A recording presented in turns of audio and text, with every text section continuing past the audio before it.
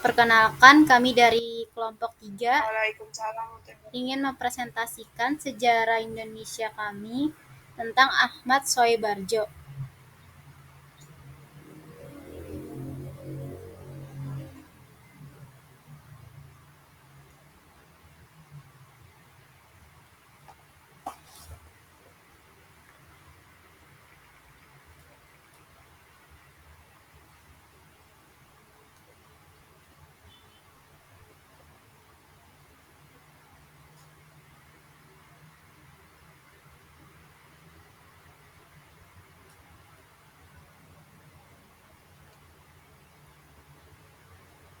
Perkenalkan nama anggota kami.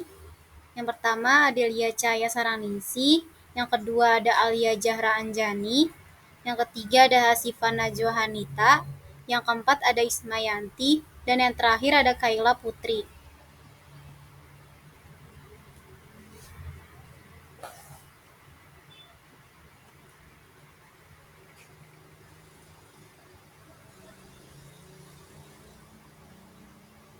Pada kelompok ini, kami ingin mempresentasikan mengenai peranan Ahmad Soebarjo dalam peristiwa menuju proklamasi kemerdekaan Indonesia pada tahun 1943 sampai 1945.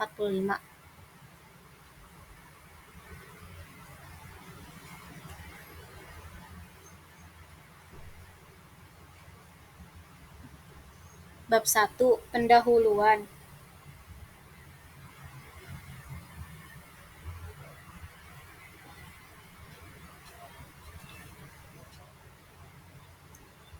Latar belakang.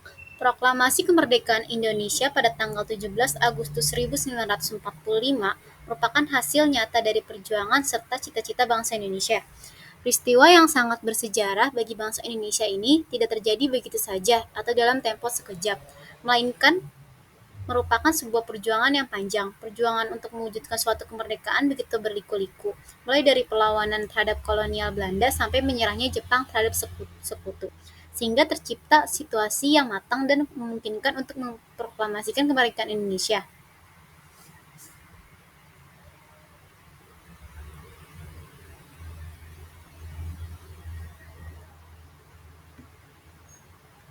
Terwujudnya kemerdekaan Indonesia tidak terlepas dari peran para tokoh penjuang bangsa Indonesia, seperti Soekarno, Hatta, Sultan Syahrir, Ahmad Soebarjo, dan tokoh lainnya.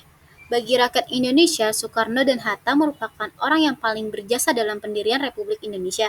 Namun, banyak tokoh yang memiliki peran penting dalam memerdekakan negara Indonesia justru jarang diungkapkan jasa dan peranannya. Hal ini dikarenakan minimnya pengetahuan rakyat Indonesia terhadap sejarah bangsa Indonesianya sendiri. Salah satu tokoh tersebut adalah Ahmad Soebarjo. Tak banyak yang tahu peran penting apa yang telah disumbangkannya, khususnya dalam perjuangan terwujudnya kemerdekaan Indonesia. Lanjut, Hasifah. Latar belakang Ahmad Soebarjo merupakan salah satu tokoh angkatan tua dalam perjuangan kemerdekaan Indonesia. Perjuangannya diawali dari suatu perkumpulan organisasi mahasiswa Indonesia di Belanda, yaitu Perhimpunan Indonesia. Perjuangan yang dilakukan oleh Ahmad Soebarjo di masa kolonial Belanda dilakukannya dengan mengemukakan gagasan dan pemikirannya tentang perjuangan Indonesia untuk merdeka pada tulisan di media cetak dan pidatonya pada Liga Anti-Imperialisme. Perjuangannya yang dilakukannya pada saat itu bersifat non-kooperatif. Akan tetapi, pada masa pendudukan Jepang dan pemikirannya dengan cara non-kooperatif, akan tetapi pada masa pendudukan Jepang di Indonesia, Soebarjo merubah arah perjuangannya dengan memilih bekerja sama dengan pihak Jepang. Perjuangan yang dilakukan Soebarjo pada masa pendudukan Jepang lebih condong bersifat kooperatif. Latar belakang perjuangan Soebarjo banyak di latar belakangnya beberapa faktor dalam lingkup Soebarjo banyak pelajaran tentang kehidupan. Kedua, orang tua banyak memberi pelajaran tentang kenyataan hidup mengenal menahan diri, berkali-kali sebelum mengeluarkan kata-kata atau pendapat, Hal inilah yang paling berpengaruh terhadap perkembangan pemikiran Soebarjo. Tumbuhnya rasa kesadaran nasional pada diri Soebarjo telah dirasakan semenjak menempuh pendidikannya di CLS meskipun masih samar. Ghazali 1998-86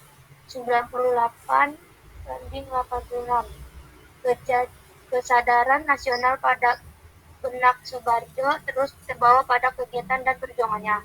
Perjuangan yang dilakukan oleh Soebarjo yang memberikan adil besar dalam peristiwa proklamasi kemerdekaan Indonesia sangat menarik untuk dikaji lebih mendalam. Bagaimana faktor-faktor yang melatar belakangi perjuangan Soebarjo, tindakan-tindakan perjuangan yang dilakukan Soebarjo. Oleh karena itu, untuk memahami lebih lanjut tentang tindakan-tindakan Ahmad Soebarjo dalam memperjuangkan kemerdekaan Indonesia, peneliti memilih permasalahan tersebut dengan judul Peranan Ahmad Soebarjo dalam peristiwa menuju proklamasi kemerdekaan Indonesia pada tahun 1943 sampai 1945.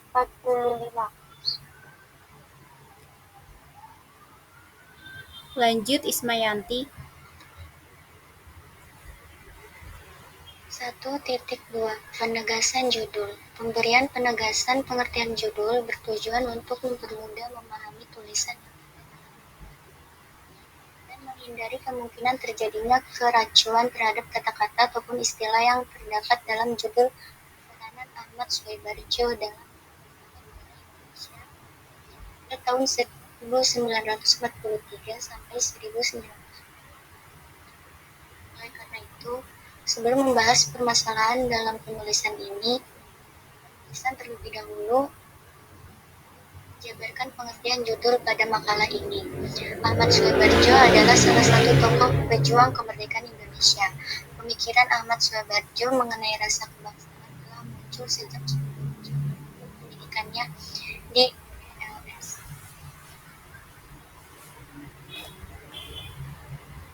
Lanjut Ismayanti.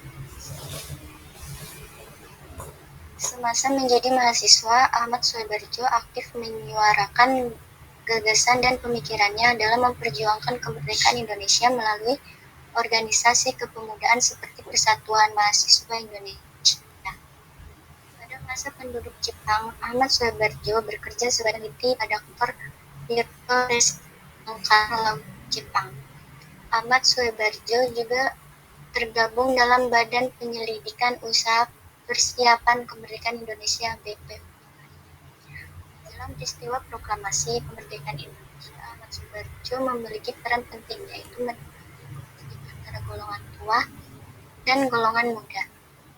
Pada peristiwa Reng Sedengklok, peristiwa menuju proklamasi kemerdekaan, merupakan rentetan peristiwa yang melatar belakangi terjadinya peristiwa proklamasi kemerdekaan Republik Indonesia.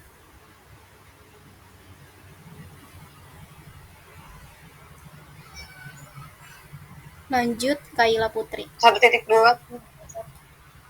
Penegasan judul. Peristiwa-peristiwa yang melatar belakangi terjadinya peristiwa proklamasi kemerdekaan Republik Indonesia seperti penduduk Jepang, janji Perdana Menteri Koiso tentang kemerdekaan Indonesia, pembentukan Badan Persiapan Kemerdekaan, berita tentang kekalahan Jepang terhadap Sekutu, peristiwa Rengas Dengklok, dan perumusan teks proklamasi. Berdasarkan uraian di atas, maka yang dimaksud dengan peran Ahmad Soebarjo dalam peristiwa menuju proklamasi kemerdekaan Indonesia pada tahun 1945, yaitu tindakan serta usaha-usaha yang dilakukan oleh Ahmad Soebarjo pada peristiwa sekitar proklamasi kemerdekaan Republik Indonesia pada tahun 1943 sampai 1945. Tindakan yang dilakukan oleh Ahmad Soebarjo diantaranya menjabat sebagai peneliti di Kaihun Bungkanfu, mempersiapkan kemerdekaan Indonesia dalam BPUPKI, merumuskan Undang-Undang Dasar bersama Panitia 9, menengahi konflik pada peristiwa Rengas Dengklok, dan merumuskan teks proklamasi bersama Soekarno dan Hatta pada tahun 1943 sampai dengan tahun 1945. 1.3 Rumusan masalah. Berdasarkan latar belakang pemilihan masalah, maka rumusan masalah yang harus diteliti adalah 1. Mengapa Ahmad Soebarjo terlibat pada peristiwa menuju proklamasi 1942 sampai 1945? 2. Apa saja tindakan yang dilakukan oleh Ahmad Subarjo pada peristiwa menuju proklamasi 1942 sampai 1945. 1.4 Tujuan penelitian. Berdasarkan rumusan masalah di atas, tujuan yang ingin dicapai dalam penelitian ini yaitu satu, untuk memahami latar belakang Ahmad Subarjo berperan pada peristiwa menuju proklamasi tahun 1943 sampai 1945. 2. Untuk mengkaji tindakan apa saja yang dilakukan oleh Ahmad Subarjo menuju peristiwa proklamasi tahun 1943 sampai 1945.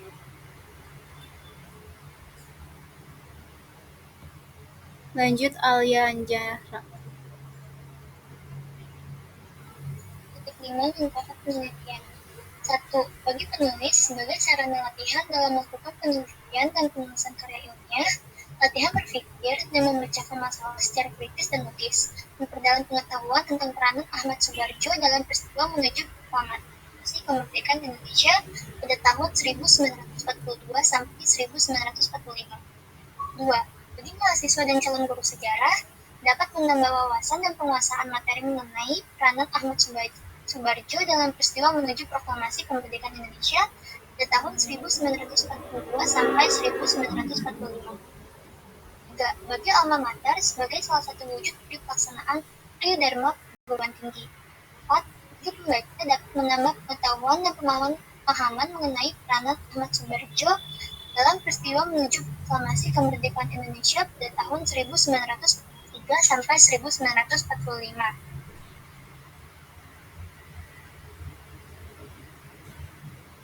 Bab 2. Pembahasan Ahmad Subarjo. Ahmad Subarjo merupakan salah satu tokoh yang memiliki peran penting dalam sejarah Indonesia, terlebih menjelang proklamasi kemerdekaan tanggal 17 Agustus 1945. Ia merupakan Menteri Luar Negeri Republik Indonesia pertama setelah merdeka. Raden Ahmad Subarjo Jojo Disorito dilahirkan di Teluk Jambe, Karawang, Jawa Barat. Tanggal 22 Maret 1896, ayahnya bernama Tengku Yusuf dengan bangsawan Aceh, sementara sang ibu Wardinah masih memiliki darah ningrat Jawa. Ichigo dalam Jepang dan pergerakan kebangsaan Indonesia tahun 1998 menyebutkan Ahmad Subarjo tumbuh dalam lingkungan yang memegang ajaran Islam kuat dengan sistem budaya Jawa. Dia keluarga menjadi Ahmad Subarjo sebagai sosok yang cenderung berwatak tenang dan selalu memikirkan dan hati-hati apa yang harus dilakukan dalam menghadapi segala sesuatu. Ayah Ahmad Subarjo bekerja sebagai pegawai di masa pemerintahan kolonial Hindia Belanda. Namun, Ahmad Subarjo justru tergerak untuk terlibat dalam arus pergerakan nasional demi memberikan kesadaran kebangsaan kepada rakyat Indonesia yang masih terjajah.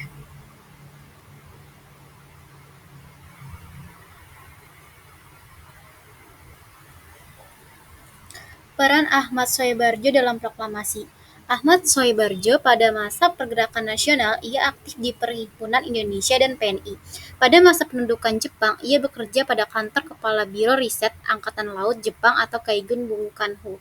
Di bawah pimpinan Laksamana Maeda, tugas Ahmad Soebarjo di kantor tersebut adalah memberikan data-data mengenai kehidupan masyarakat Indonesia kepada Laksamana Maeda. Pada saat Jepang mengalami kekalahan dalam perang, Ahmad Soebarjo aktif sebagai salah satu anggota BPUPKI dan kemudian diikutsertakan dalam Panitia 9 yang disebut oleh Soekarno. Dalam Panitia 9, perannya sangat besar karena gagasan dimasukkan sebagai paragraf pertama dan pembukaan Undang-Undang 1945 yang berbunyi bahwa kemerdekaan itu adalah hak segala bangsa, oleh karena itu penjajahan di atas dunia harus dihapuskan, karena tidak sesuai dengan pri kemanusiaan dan pri keadilan.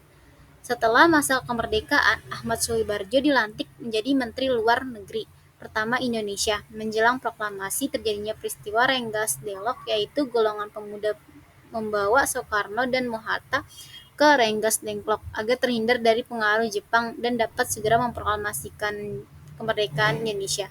Ahmad Soebarjo berhasil meyakinkan para pemuda agar bisa membawa Bung Karno dan Mohatta kembali ke Jakarta. Di Jakarta, Ahmad Soebarjo meminta izin pada Laksamana Maheda agar rumahnya digunakan untuk menyusun naskah proklamasi.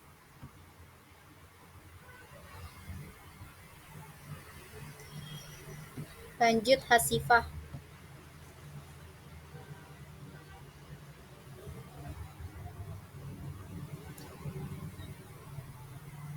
Peranan Ahmad Subarjo dalam proklamasi Laksamana Maeda yang bersimpati pada perjuangan bangsa Indonesia tentu saja mempersilahkan para pejuang untuk menggunakan rumahnya sebagai tempat merumuskan naskah proklamasi. Dalam proses perumusan, Ahmad Subarjo tuh menyumbangkan buah pikiran untuk konsep naskah proklamasi bersama Bung Karno dan Bung Hatta. Ahmad Subarjo menyampaikan gagasannya untuk bagian pertama naskah proklamasi, yaitu kami bangsa Indonesia dengan ini menyatakan kemerdekaan Indonesia. Bung Hatta mengenal pemindahan ke Bung Hatta kemudian menambahkan bagian kedua konsep naskah proklamasi, yaitu hal-hal yang mengenai pemindahan kekuasaan diselenggarakan dengan cara seksama dalam tempo sesingkat-singkatnya. Naskah yang masih berupa tulisan tangan Bung Karno itu kemudian dibawa ke hadapan para hadirin yang berada di rumah Laksamana Maeda pada waktu itu. Atas usulan Soekarni, naskah tersebut dan ditandatangani oleh Bung Karno dan Bung Hatta atas nama wakil-wakil bangsa Indonesia. Setelah itu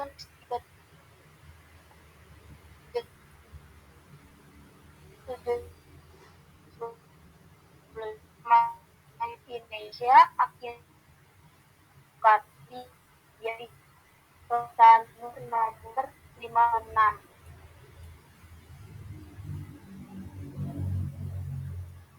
Lanjut Kayla Putri.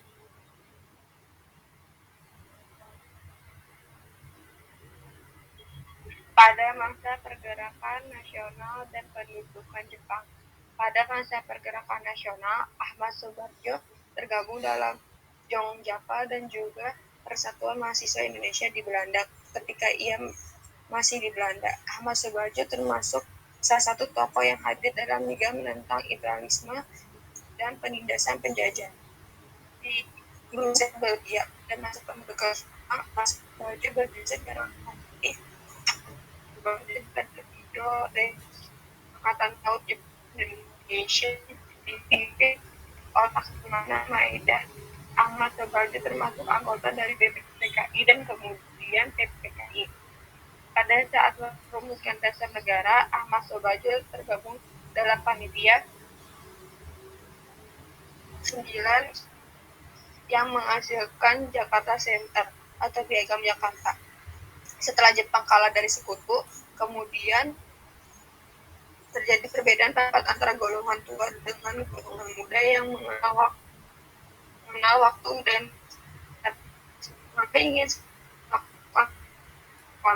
puncak dari perbedaan tersebut kemudian terjadi pada tanggal 11 Maret yang para pengguna mengamankan Karno dan Ahmad Subarjo kemudian bisa meyakinkan para pemuda agar membebaskan Soekarno dan Hatta serta menjamin pelaksanaan proklamasi akan dilaksanakan pada tanggal 17 Agustus 1954.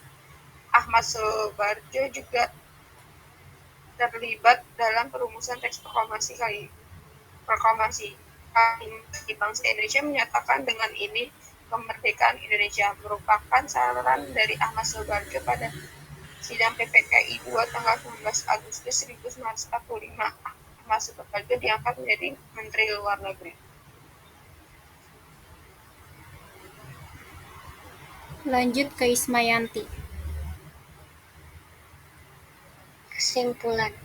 Mr. Raden Ahmad Subarjo Dojo Adiswerjo 23 Maret 1896 sampai 15 1900 adalah tokoh pejuang kemerdekaan Indonesia, diplomat, dan seorang pahlawan nasional Indonesia.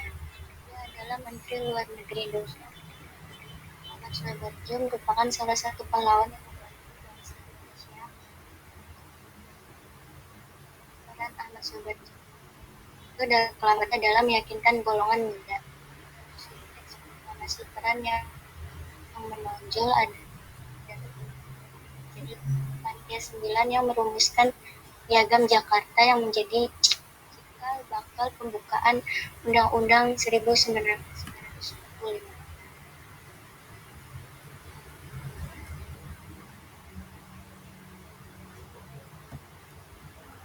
Pertanyaan. Di sini ada beberapa pertanyaan dari beberapa kelompok.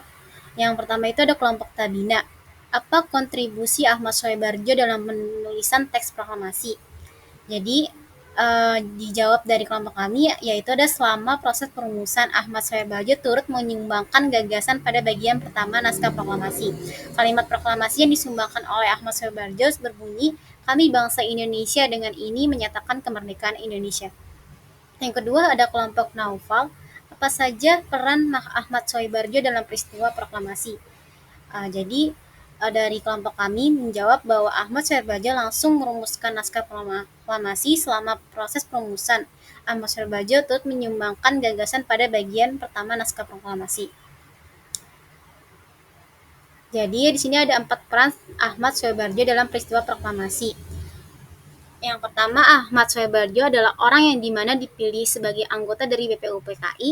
Yang kedua, Ahmad Soebarjo adalah orang yang menyumbangkan buah pemikirannya dalam pembentukan dari dasar negara bagi Republik Indonesia. Yang ketiga itu ada membentuk Laksamana Muda Maeda untuk menggunakan rumahnya sebagai tempat penyusun naskah proklamasi. Yang keempat itu ditunjuk sebagai Menteri Luar Negeri pertama di Indonesia. Itu ada beberapa peran yang Ahmad Soebarjo dalam peristiwa proklamasi. Sekian dari kelompok kami, kurangnya lebih mohon maaf jika ada kesalahan dalam perkataan.